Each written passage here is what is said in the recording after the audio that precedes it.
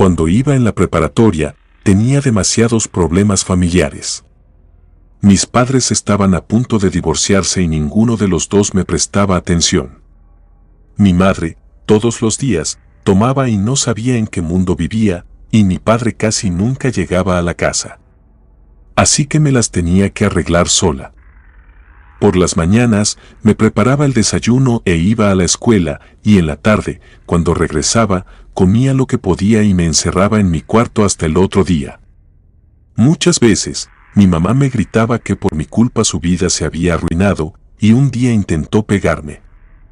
Así que lo mejor era ignorarla y encerrarme a escuchar música o hacer mi tarea. No veía el momento de poder irme de ahí, quería cumplir la mayoría de edad, ponerme a trabajar y rentar algún cuarto, aunque fuera pequeño, porque ya no tendría que soportar ese infierno. No tenía amigos en la escuela y, sinceramente, no tenía ganas de hablar con nadie. Mi vida era exclusivamente soledad, hasta que, al comenzar el tercer semestre, entró una chica nueva al salón llamada Susana, que se sentó a mi lado y comenzó a hablarme. Nos entendimos muy bien, pasaron los días y ya éramos inseparables. Ella me había contado que sus padres se habían divorciado hace años y que sabía lo complicado que debía ser para mí el proceso. Me decía que tenía muchos problemas con las adicciones y que lo único que buscaba era ser feliz y ayudar a su madre, que ya tenía meses sin trabajo porque estaba en depresión y, por ende, tampoco dinero. Solo sobrevivían con lo poco que les mandaba su padre. La vida en la escuela mejoró muchísimo gracias a su presencia, aunque después de varias semanas, todo cambió. Esa tarde fuimos al parque, después de clases, a comer helado. Dijo que tenía una noticia increíble y me contó que había conocido a una mujer en una fiesta el día anterior. La mujer era muy rara, sus brazos estaban llenos de cortadas y sus ojos se veían sin vida. Mi amiga le empezó a contar sus problemas y la chica le dijo que ella tenía la solución, que podía ayudarla a ser más feliz y conseguir todo el dinero que quisiera. Le dijo que fuera al día siguiente a las 5 a la dirección que le había anotado en un papel. Susana me pidió que la acompañara y que seguro también me podrían ayudar a mí. No estaba tan convencida de eso, sonaba sospechoso. Había visto muchos casos donde se robaban a chicas de esa manera, y se lo dije, pero ella insistió. Le había dado la dirección a su amigo, el vecino, por si acaso. No tengo idea de por qué acepté, y nos vimos unos minutos antes de esa hora fuera de mi casa. Caminamos mientras platicábamos, y ya en ese momento me di cuenta de que nuestras conversaciones siempre eran basadas en problemas. El lugar se veía muy descuidado y su enorme puerta de madera estaba llena de palabras altisonantes y dibujos extraños. Tocamos la puerta y nos abrió un joven de aspecto cansado, pero con una enorme sonrisa. Entramos y había varias personas ahí, todos eran jóvenes como nosotras. Las personas que organizaron el evento nos dieron comida deliciosa, platicaron con nosotros acerca de nuestros problemas y nos abrazaron fervientemente. La verdad, me sentía como en casa. Cuando acabamos de comer, uno de los anfitriones tomó el micrófono, nos agradeció por estar ahí, se puso una máscara de conejo y comenzó a decir que su señor estaba muy feliz de tener tanta gente en casa. No entendíamos a qué se refería hasta que nos explicó que eran un grupo de personas que servían al demonio y que, en agradecimiento, los había convertido en brujos. Dijo que gracias a lo que habían hecho por él, los había recompensado con grandes fortunas y una paz inmensa. Tomé fuerte la mano de Susana al escuchar eso, ella me miró confundida y me dijo que siguiéramos escuchando. En voz baja, los supuestos brujos tomaron lo que parecía un gato negro muerto y sirvieron su sangre en varios vasos que tomaron felices después de brindar. Su propuesta era que nosotros formáramos parte de su secta para poder apoyarnos a dejar todos nuestros problemas atrás. El primer paso era llevar una ofrenda al demonio, la cual podía ser matar a una mascota querida, propia o de alguien más, para que viera nuestro compromiso con él. Y si seguíamos todos los pasos, podríamos llegar a tener fortuna e incluso, como alguno de ellos, convertirnos en animales. Por la noche, el miedo comenzó a apoderarse de mí, pues ya no quería estar en ese horrible lugar. Mi abuelo, que en paz descanse, siempre me decía que Dios nos perdonaba, pero él no, y que una vez entrando en ese horrible mundo, ya no podríamos salir jamás.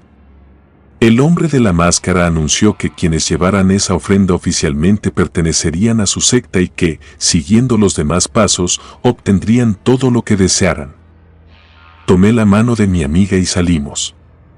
Le dije que era una locura, que jamás volveríamos ahí, que no me importaba seguir lidiando con mis problemas, pero contrario a lo que pensé que diría, me contestó que ella sí quería hacerlo, que estaba harta de su vida y que quería tener mucho dinero para ayudar a su mamá. Puse mis manos en mi cabeza, tratando de entender lo que estaba diciendo. No podía meterse a una secta de brujos que adoraban al demonio, pues no saldría nada bueno de eso. A pesar del poco tiempo de conocerla, le había tomado cariño. Así que le pedí que no lo hiciera, que buscaríamos una solución para todo, pero que esa no era la manera. Se quedó callada todo el camino y no quiso hablar del tema de nuevo. Durante los siguientes días, pero una noche calurosa, mientras escuchaba música, escuché que alguien le tiraba piedras a mi ventana. Era Susana. La invité a pasar a mi cuarto, se veía muy nerviosa y pálida. Le pregunté si todo estaba bien, pero respondió que no. Unas horas antes, había ido a dejar el sacrificio a aquella casa de locos. Había entrado a la casa de su vecino mientras él no estaba y se había llevado a su pequeño conejo para asesinarlo. Los brujos estaban muy felices e hicieron un pequeño ritual con ella, donde tuvo que beber la sangre del animal para que el demonio viera su compromiso. Me dijo que estaba muy asustada porque le dijeron que ya no podría librarse, que solo tenía dos opciones, llevar la sangre de un recién nacido y obtener todos los beneficios que quisiera, pero si se negaba, uno de los brujos iría por un miembro de su familia para robarle el alma y entregarla como tributo. También le dijeron que si intentaba escapar, la encontrarían y el alma que se llevarían sería la de ella. Las lágrimas salían de sus ojos mientras me contaba eso. Estaba desesperada, no sabía qué hacer. Le dije que siguiera asistiendo a las reuniones mientras se nos ocurría algo para parar todo eso. No sé si por estar cerca de ella o por el hecho de haber estado en ese lugar, comencé a tener varios episodios de epilepsia y a veces veía sangre brotar de mi piso. Tenía pesadillas y se me caía mucho el cabello. Obviamente, no le conté a nadie. Realmente no sabía a quién podía acudir, pero mis padres nunca fueron una opción. Las últimas veces que vi a Susana, la notaba inquieta, en donde deberían estar sus uñas casi todo era piel y sus ojeras resaltaban en su cara. Había investigado y le dije que fuéramos a ver a alguna bruja buena que pudiera ayudarla. Me dijo que sí porque no quería matar a ningún bebé y menos que se llevaran su alma o la de su familia. Me dijo que había presenciado muchas cosas horribles en ese lugar, por ejemplo, cómo las personas de ahí se convertían en animales o cómo podían levitar. También había visto cómo varios jóvenes llevaban sangre de bebés y otros que llevaban de algún animal, pero los satánicos siempre sabían diferenciarla y los castigaban de formas horribles. Parecía como si poco a poco mi amiga se fuera apagando. Quedamos en ir al otro día a ver a una bruja conocida de la ciudad para que la ayudara y también a mí, porque ya no quería tener esos episodios ni ver cosas raras en mi casa. Llegué antes al lugar y me metí para que me atendiera la señora. En lo que llegaba mi amiga, me limpió con el humo de unas ramas, me pasó un huevo y me dio a tomar un té con varias hierbas que sabía raro. Le agradecí mucho y salí a ver si ya había llegado Susana, pero no era así. Esperé por una hora y jamás llegó. Fui a buscarla a su casa, pero su madre dijo que había salido un par de horas antes. Me preocupé y fui a buscarla a aquella casa, pero me llevé una enorme sorpresa al ver que no había nada ni nadie ahí, pues ya se habían ido. En los siguientes días, fui a su casa a ver si estaba ahí, pero jamás apareció y nunca supe qué pasó con Susana. Siempre temí que el demonio haya ido por su alma. Tengo 3 hijos. Cuando el menor de ellos nos presentó a su novia, me pareció que era una joven encantadora, con mucho carisma y también muy inteligente. No era muy creyente, pero mi hijo tampoco lo era. A pesar de que lo criamos enseñándole nuestra fe, lo importante es que, como era de esperarse, después de un tiempo se fueron a vivir juntos y un año después de eso supe que iba a ser abuela por tercera vez, pues mi hijo mayor tenía gemelos. Tuvieron una niña. Mi nieta era muy despierta desde pequeña, dijo sus primeras palabras y caminó antes de un año. Y fue entonces cuando empecé a notar que ella tenía algunas actitudes extrañas. Un día, cuando la niña ya iba a cumplir 2 años, yo estaba cuidándola mientras sus papás trabajaban. Mi esposo había salido, así que solo estábamos las dos en la casa. Ella estaba con unos juguetes en la sala. Yo me levanté un segundo a la cocina y trataba de no perderla de vista. Cuando me di cuenta, había dejado de jugar y estaba sentada frente a la pared. Susurraba algo, tenía los ojos cerrados, y cuando me acerqué más vi que estaba haciendo una forma con su mano, como juntando algunos de sus deditos y con ellos apuntaba hacia su pecho. Le pregunté qué estaba haciendo. Ella me miró y empezó a reírse y luego me dijo que estaba rezando, pero lo dijo como si fuera algo obvio. Yo me quedé sin saber qué decirle, hasta que le pregunté quién le había enseñado a rezar así. Entonces me dijo que su abuela Mita, así era como ella llamaba a su abuela materna. Dijo que era ella quien le había enseñado a rezar.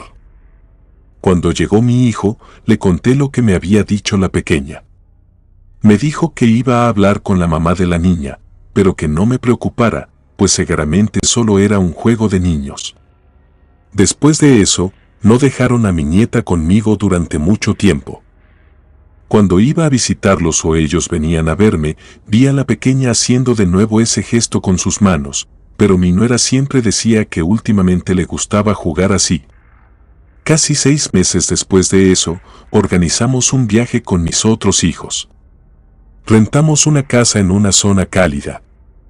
Los niños se divirtieron, y aunque mi nieta no pasaba mucho tiempo con sus primos, pensábamos que era por la diferencia de edad, pues en esa época ella tenía 2 años y medio y los gemelos acababan de cumplir 6. Un día, antes de irnos, me di cuenta de que la niña estaba en el jardín, jugando con algo en su mano. Todos estaban ahí, pero no había nadie poniéndole atención. Así que me acerqué a ella para ver qué estaba haciendo. Entonces me di cuenta de que lo que tenía en la mano era una paloma muerta. Ella me sonrió, pero yo di un pequeño grito y le pedí que la soltara. En ese momento, sus padres se acercaron para ver qué estaba pasando, pero la niña me dijo que no podía soltar la paloma porque era un obsequio que tenía que llevarle al Señor.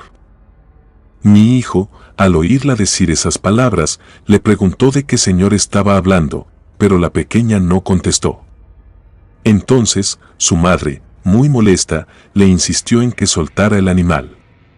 Ella le hizo caso y ambas entraron a la casa. Ese mismo día, en la noche, intenté buscar un momento para hablar con mi hijo sobre las cosas que estaba haciendo mi niña. Entonces, me contó que la situación cada vez era más extraña. No solo había visto a la niña haciendo esos gestos con sus manos, sino que a veces la veía hablando sola. Al principio, él pensaba que era algo normal de la edad y la imaginación, pero le llamaba la atención que, siempre que le preguntaba con quién estaba hablando, ella respondía que era con el Señor. Y cuando mi hijo intentaba indagar más, ella se negaba a explicarle quién era ese Señor del que hablaba. En una ocasión, la encontró jugando con una cucaracha muerta. Decía que debía entregarla como un regalo. Él había tenido muchas conversaciones con su pareja respecto a esto, pero sentía que ella le restaba importancia al asunto. A veces discutían, pues mi hijo empezó a notar que cada vez que dejaban a la pequeña con su abuela materna, estos comportamientos se incrementaban. Mis padres me dieron una educación católica y así crié a mis hijos. Sin embargo, nunca me metí en cómo ellos educaban a mis nietos. Pero esa noche decidí preguntarle a mi hijo si ellos le habían enseñado algo sobre la fe o si incluso habían planeado bautizar a la pequeña. Entonces, mi hijo me contó que su mujer le había insistido en que ella se quería ocupar de este aspecto de la educación de la niña. Al final, habían acordado que cuando ella fuera más grande, podría elegir en qué creer. Eso me pareció sensato, pero no podía dejar de pensar que había algo sospechoso en la petición de mi nuera y la forma en la que actuaba su hija. Pasó un tiempo después de eso, hasta que un día recibí una llamada de mi hijo. Me dijo que tenía algo urgente que contarme, pero que debía ser en persona. Le sugerí encontrarnos en algún lugar, pero me dijo que prefería ir a la casa cuando yo estuviera sola, y por alguna razón, prefería que mi esposo no supiera lo que iba a contarme. Así que acordamos vernos en la tarde del siguiente día, pues era miércoles y es el día de la semana en que mi esposo siempre salía al billar. Cuando llegó, vi que traía una maleta y, antes de entrar, observó para todos lados frente a la puerta de la calle. Cuando entró, también revisó por entre las cortinas de la sala, como si pensara que alguien podía estar siguiéndolo. Le pedí que se sentara y me dijera qué estaba pasando. Entonces, abrió la maleta. Había mucha ropa de él adentro.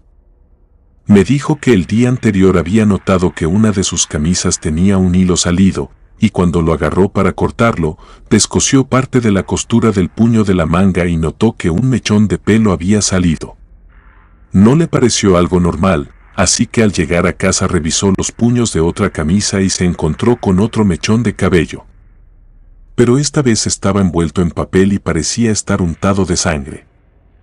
En ese momento, había decidido empacar algunas prendas y quería que yo le ayudara a revisarlas. Así lo hicimos y encontramos más cosas similares. Entre las costuras de sus camisas y pantalones había mechones de pelo, papeles, incluso algodón con sangre. Me contó que su suegra pasaba mucho tiempo en la casa ayudando a cuidar a la niña y a veces era ella quien lavaba la ropa. Entre semana también recordó que, una vez, ella le había dado un obsequio, una colonia que él solía utilizar siempre, pero me dijo que cuando la olió, le pareció que tenía un aroma diferente. Además, la tapa estaba dañada, pero ella le dijo que el frasco ahora venía así. Le pregunté si pensaba que su mujer era parte de esto, pero me decía que no estaba seguro. Ella siempre le había parecido una persona muy amable y decente. La verdad es que a mí también me parecía una mujer muy agradable, pero no estábamos seguros de nada. Estuvimos un tiempo hablando sobre qué hacer al respecto, y mientras tanto, íbamos cayendo en cuenta de cosas que habían pasado. Por ejemplo, le recordé que, después de que nació la niña, ellos pasaron por problemas en su relación y llegó a pensar en separarse, pero de un momento a otro, había cambiado de opinión y parecían más enamorados que nunca. Al final de esa tarde, acordamos que lo más importante era el bienestar de la niña. Mi hijo me pidió que hablara con el párroco de la iglesia. Me pidió que fuera muy discreta y que, si sugería que lo mejor era bautizarla, yo me encargara de hacerlo sin que nadie supiera. Al día siguiente, fui a hablar con el cura y le conté todo lo que había pasado. Él me dijo que, en efecto, a mi hijo le estaban haciendo brujería, un tipo de amarre. En cuanto a los comportamientos de la pequeña, me contó que hace muchos años había escuchado hablar de un caso similar. Había unas sectas de brujas satanistas que heredaban sus enseñanzas de una generación a otra para perpetuar su legado, y él tenía la teoría de que la mamá o la abuela de la niña la estaban preparando para que, al crecer, pudiera realizar el pacto con el infierno que le permitiría adquirir sus poderes. Esta información me dejó sin palabras. Yo quería ayudar a mi hijo y a mi nieta, así que le pedí que nos orientara para saber qué hacer y me sugirió que bautizara a la niña. Se ofreció a ayudarnos a hacer la ceremonia discretamente. En cuanto a mi hijo, me dijo que la situación era un poco diferente, pues era ya un hombre adulto y debía decidir por sí mismo si terminar con esa relación. En ese caso, debía deshacerse de todas las cosas que ella le hubiera regalado, realizar oraciones y rociar agua bendita en sus cosas. Esa misma noche, le conté a mi hijo lo que me habían dicho en la iglesia. Él me pidió que me encargara de llevar a la niña para la ceremonia de bautizo y me aseguró que había decidido separarse. Realizamos el bautizo de mi nieta y después de eso, pareció dejar de lado el comportamiento extraño que tenía. Pasaron casi 2 semanas cuando, un día, en el que la niña estaba conmigo, mi hijo y su mujer llegaron a mi casa por ella. Noté que habían discutido. Entonces, antes de irme, mi nuera se acercó a mí y me preguntó si era verdad que yo había llevado a la niña a bautizar. Me quedé callada, pero ella insistió en que le dijera la verdad y acabé por decirle que sí. Entonces, ella enloqueció, empezó a gritar y a discutir con mi hijo. Yo agarré a mi nieta y me fui con ella a la habitación para que no tuviera que presenciar esa escena.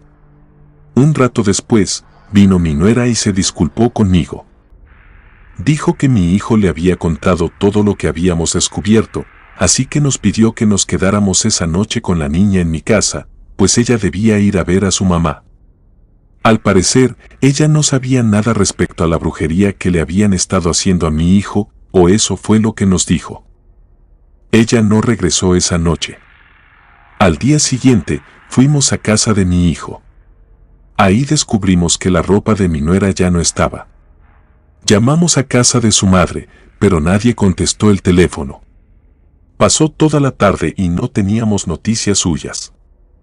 Entonces, mi hijo decidió ir hasta donde su suegra, y cuando regresó, me dijo que la casa estaba abandonada. Mi hijo se veía muy preocupado, así que decidió llamar a la policía. Justo cuando se acercaba al teléfono, entró una llamada, y era ella.